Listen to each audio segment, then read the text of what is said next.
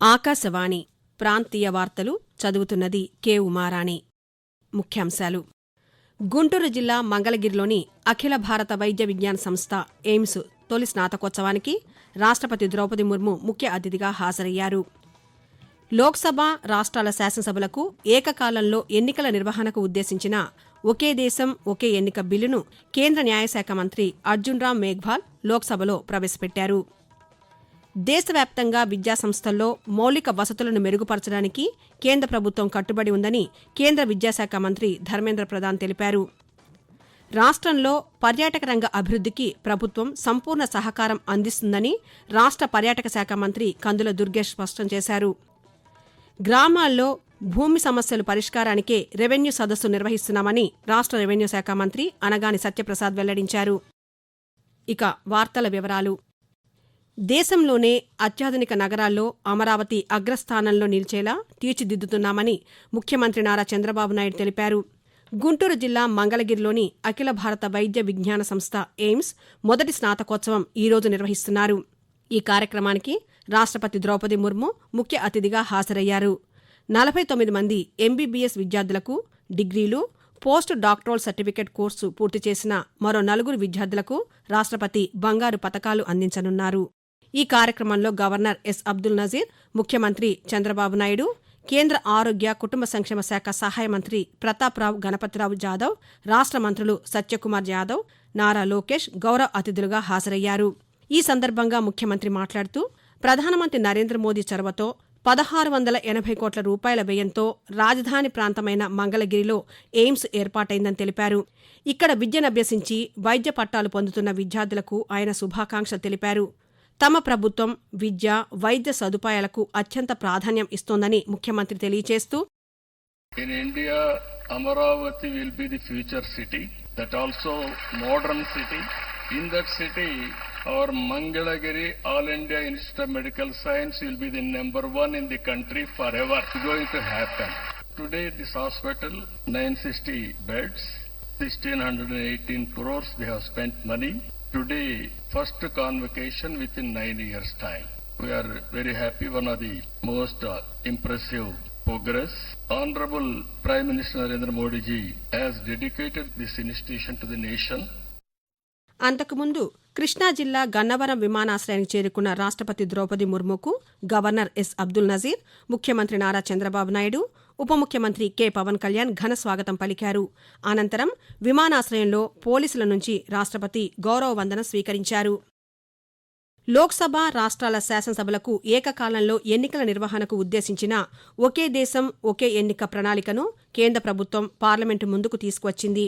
దీనికోసం ప్రతిపాదించిన 129వ రాజ్యాంగ సవరణ బిల్లు సహా మరో బిల్లును లోక్సభలో ఈరోజు ప్రవేశపెట్టింది. కేంద్ర న్యాయశాఖ మంత్రి అర్జున్ రామ్ మేఘ్వాల్ లోక్సభలో ఈ బిల్లులను ప్రవేశపెట్టారు. ఈ సందర్భంగా జరిగిన చర్చలో కేంద్ర ప్రభుత్వం ప్రవేశపెట్టిన ఒకే దేశం ఒకే ఎన్నిక బిల్లుకు తెలుగుదేశం పార్టీ బేషరతుగా మద్దతు ప్రకటించింది. ఈ పార్టీ సభ్యులు కేంద్ర కమ్యూనికేషన్ల శాఖ సహాయ మంత్రి పెమ్మసాని చంద్రశేఖర్ ఈ మేరకు లోక్సభలో వెల్లడించారు. కాగా జమిలీ ఎన్నికల బిల్లును తక్షణమే ఉపసంహరించుకోవాలని కేంద్ర ప్రభుత్వాన్ని కాంగ్రెస్ నేతృత్వంలోని ఇండియా కూటమి పార్టీలు డిమాండ్ చేశాయి.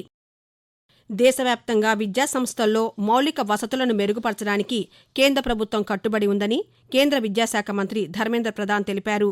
విద్యారంగంలో చేపట్టిన చర్యలపై ఈరోజు ఢిల్లీలో పాత్రికేయులతో ఆయన మాట్లాడుతూ గత 8 సంవత్సరాల్లో విద్యార్థుల వ్యయం 130% పెరిగిందని వెల్లడించారు. 2013-14లో 10,780 రూపాయలుగా ఉన్న ఈ మొత్తం 2021-22 ఆర్థిక సంవత్సరం నాటికి 25,043 రూపాయలకు పెరిగిందని తెలిపారు. ప్రధానమంత్రి పోషణ్ అభియాన్ పథకం కింద ప్రభుత్వం 1,00,000 కోట్ల రూపాయలకు పైగా కేటాయించిందని కేంద్ర మంత్రి తెలియజేశారు. ఇకపై జాతీయ పరీక్షల సంఘం ఎన్టీఏ ప్రవేశ పరీక్షలు మాత్రమే నిర్వహిస్తుందని ఆయన స్పష్టం చేశారు. 2025 నుంచి నియామక పరీక్షలు ఆ సంస్థ నిర్వహించబోదని ధర్మేంద్ర ప్రధాన్ వెల్లడించారు. రైతుల ఆదాయాన్ని పెంచేందుకు కేంద్ర ప్రభుత్వం 6 సూత్రాల ప్రణాళికను సిద్ధం చేసిందని కేంద్ర వ్యవసాయ, రైతు సంక్షేమ శాఖ మంత్రి శివరాజ్ సింగ్ చౌహాన్ తెలిపారు.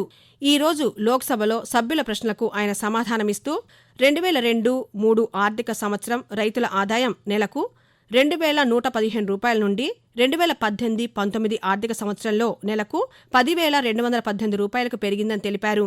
తమ ప్రభుత్వం చేపట్టిన ప్రయత్నాలు ఫలితాలు ఇస్తున్నాయని తెలిపారు.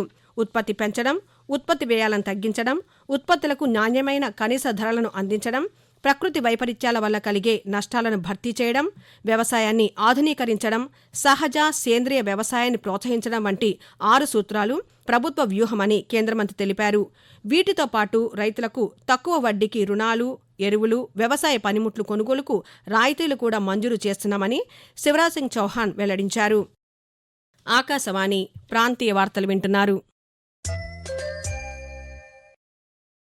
గ్రామాల్లో భూమి సమస్యల పరిష్కారానికే రెవెన్యూ సదస్సు నిర్వహిస్తున్నామని రాష్ట్ర రెవెన్యూ శాఖ మంత్రి అనగాని సత్యప్రసాద్ తెలిపారు. ఉత్తరాంధ్ర జిల్లాల్లో భూముల క్రమబద్దీకరణ, భూసేకరణ ప్రాజెక్టులు, భూ కేటాయింపులపై ఆయా జిల్లాల కలెక్టర్లు, సంయుక్త కలెక్టర్లు, రెవెన్యూ డివిజనల్ అధికారులతో ఆయన ఈరోజు విశాఖపట్నం కలెక్టరేట్లో ఉన్నతస్థాయి సమీక్ష నిర్వహిస్తున్నారు. ఈ సమీక్షకు హోంమంత్రి వంగలపూడి అనితతో పాటు రాష్ట్ర ప్రభుత్వ ప్రత్యేక ప్రధాన కార్యదర్శి ఆర్పి సిసోడియా, భూ పరిపాలనా విభాగం అదనపు chief commissioner N Prabhakar Reddy కూడా హాజరయ్యారు. 12 అంశాలతో కూడిన అజెండాపై ఈ సమావేశంలో చర్చించనున్నారు. రాష్ట్రంలో పర్యాటక రంగ అభివృద్ధికి ప్రభుత్వం సంపూర్ణ సహకారం అందిస్తుందని రాష్ట్ర పర్యాటక శాఖ మంత్రి కందుల దుర్గేష్ స్పష్టం చేశారు. రాష్ట్రంలోని పర్యాటక రంగంలో పెట్టుబడులకున్న అవకాశాలు, ప్రభుత్వం అందించే ప్రోత్సాహకాలను ఆయన ఈ రంగంలో ఆసక్తి ఉన్న పెట్టుబడిదారులకు వివరించారు. ఆంధ్రప్రదేశ్ పర్యాటక పాలసీ 2024పై చర్చించేందుకు విజయవాడలో పెట్టుబడిదారులతో రాష్ట్ర ప్రభుత్వం ఈరోజు సమావేశం నిర్వహించింది. ఈ సమావేశంలో మంత్రి కందుల దుర్గేష్, రాష్ట్ర పర్యాటక అభివృద్ధి సంస్థ చైర్మన్ నూకసాని బాలాజీ ఉన్నతాధికారులు పాల్గొన్నారు. ఈ సందర్భంగా మంత్రి దుర్గేష్ మాట్లాడుతూ పర్యాటక రంగానికి ముఖ్యమంత్రి చంద్రబాబు నాయుడు పరిశ్రమ హోదా కల్పించారని తెలిపారు. నూతన పర్యాటక పాలసీ, ప్రభుత్వ ప్రైవేటు భాగస్వామ్య విధానాన్ని పెట్టుబడిదారులకు మంత్రి వివరించారు. ఈ సందర్భంగా పెట్టుబడిదారుల ఆసక్తులను తెలుసుకొని భవిష్యత్తులో ఆ దిశగా ముందుకు వెళ్తామని మంత్రి దుర్గేష్ పేర్కొన్నారు. రాష్ట్రంలో ఇంకా ఆధార్ నమోదు లేని 6 సంవత్సరాలలోపు చిన్నారుల కోసం మరో 2 వారాల పాటు అంగన్వాడీ కేంద్రాల్లో ఆధార్ ప్రత్యేక శిబిరాలు కొనసాగించేలా గ్రామ, వార్డు సచివాలయాల సంచాలకులు ఎం శివప్రసాద్ ఆదేశాలు జారీ చేశారు. రాష్ట్రంలోని 6 ఏళ్లలోపు చిన్నారులు 11,65,000 మంది ఉండగా నవంబర్ 1వ తేదీ నుంచి డిసెంబర్ 12వ తేదీ వరకు నిర్వహించిన ప్రత్యేక శిబిరాల్లో 64,441 మంది చిన్నారుల ఆధార్ నమోదైంది. ఇంకా 11 లక్షల మంది వివరాలు నమోదు కాలేదు. దీంతో ఈ రోజు నుంచి 20వ తేదీ వరకు, 26వ తేదీ నుంచి 28వ తేదీ వరకు అంగన్వాడీ కేంద్రాలు నిర్వహించే ప్రత్యేక శిబిరాల్లో ఆధార్ నమోదుతో పాటు బయోమెట్రిక్ నవీకరణకు అవకాశం కల్పించారు. వాతావరణం.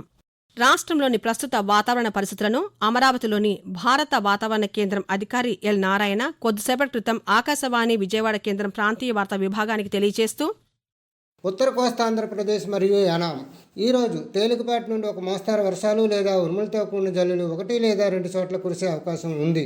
ఉరుములతో కూడిన మెరుపులు 1 లేదా 2 చోట్ల సంభవించే అవకాశం ఉంది.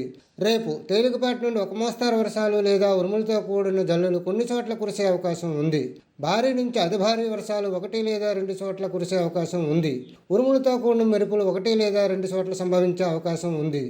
దక్షిణ కోస్తా ఆంధ్రప్రదేశ్ ఈరోజు తేలికపాటి నుండి ఒక మోస్తరు వర్షాలు లేదా ఉరుములతో కూడిన జల్లులు 1 లేదా 2 చోట్ల కురిసే అవకాశం ఉంది. భారీ వర్షాలు 1 లేదా 2 చోట్ల కురిసే అవకాశం ఉంది. ప్రముఖ స్వాతంత్ర సమరయోధులు, ఆంధ్ర బ్యాంక్ వ్యవస్థాపకులు భోగరాజు పట్టాభి సీతారామయ్య వర్ధంతి ఈరోజు. 1880 నవంబర్ 24న కృష్ణా జిల్లా గుండుగొలను గ్రామంలో జన్మించిన ఆయన గాంధీజీ సిద్ధాంతాల పట్ల ఆకర్షితులై స్వాతంత్ర్యోద్యమంలో పాల్గొన్నారు.